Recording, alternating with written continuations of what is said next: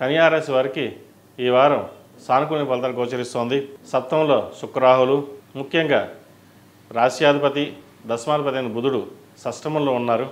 అలాగే రవి శనులతో కలిసి ఉన్నారు. వివాహ సంబంధించిన విషయంలో కొన్ని ఇబ్బందులు ఏర్పడుతుంది. డివోర్స్ దాకా వెళ్ళే అవకాశాలు కూడా గోచరిస్తోంది. ఇది అందరికీ కాదు, కొంతమందికి మాత్రమే. భార్యాభర్తల మధ్య సఖ్యత అనేది ఏర్పరచుకోవాలి. ఎటువంటి విభేదాలు లేకుండా, ఎటువంటి గొడవలు లేకుండా చూసుకోవాల్సిన బాధ్యత ఇద్దరిపైన ఉంటుంది. కాబట్టి ఒకరినొకరు అర్థం చేసుకుని ముందుకు వెళ్ళినట్లయితే మంచి ఫలితాలు సాధించగలుగుతారు. అలాగే ఆరోగ్యపరంగా కొన్ని జాగ్రత్తలు తీసుకోవాలి. ఇమ్యూనిటీ పవర్ మీకు తక్కువగా ఉంటుంది. ఏదైనా చేద్దాం అనుకుంటే కొంచెం నీరసం కావచ్చు, లేదా తర్వాత చేద్దామన్నా అనే ధోరణికి వస్తారు. డాక్టర్ సలహాలు సూచనలు తీసుకుని ముందుకు వెళ్ళినట్లయితే మంచి ఫలితాలు సాధించగలుగుతారు. వృత్తి ఉద్యోగాల్లో మంచి చోటు సంపాదించుకుంటారు. వ్యాపారపరంగా ఈ వారం వీరికి బాగుందని చెప్పొచ్చు. విద్యార్థులకు కాలం అనుకూలంగా లేదు.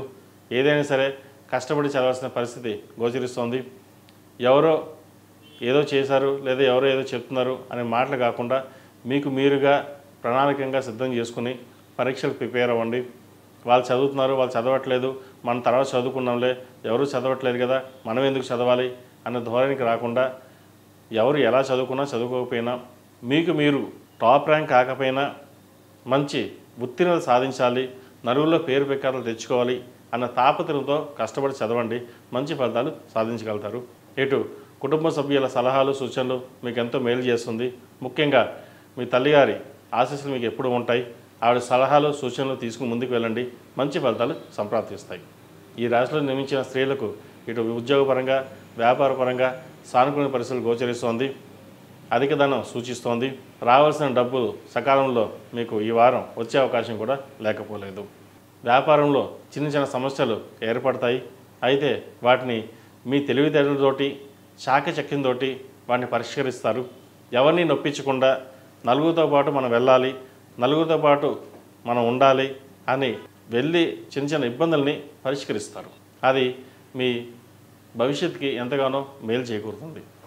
ఇటు గవర్నమెంట్ ఉద్యోగస్తులకు, ఇటు ప్రైవేట్ సంస్థలో పనిచేస్తున్న వారికి కాలం అనుకూలంగా ఉంది. రాజకీయ రంగంలో ఉన్న వారికి మంచి గుర్తింపు లభిస్తుంది. పదవులు వచ్చే అవకాశం లేకపోలేదు. ఏదేమైనా సరే భూమి కొనుగోలు చేయాలి, ఫ్లాట్ కొనుక్కోవాలి అనే మీ చిరకాల కోరిక ఏదైతే ఉందో అది ఈ వారం నెరవేరుతుంది. కుటుంబ సభ్యులతో కలిసి కాలం ఆనందంగా గడుపుతారు. దైవ దర్శనాలు ఎక్కువగా చేసుకోగలుగుతారు.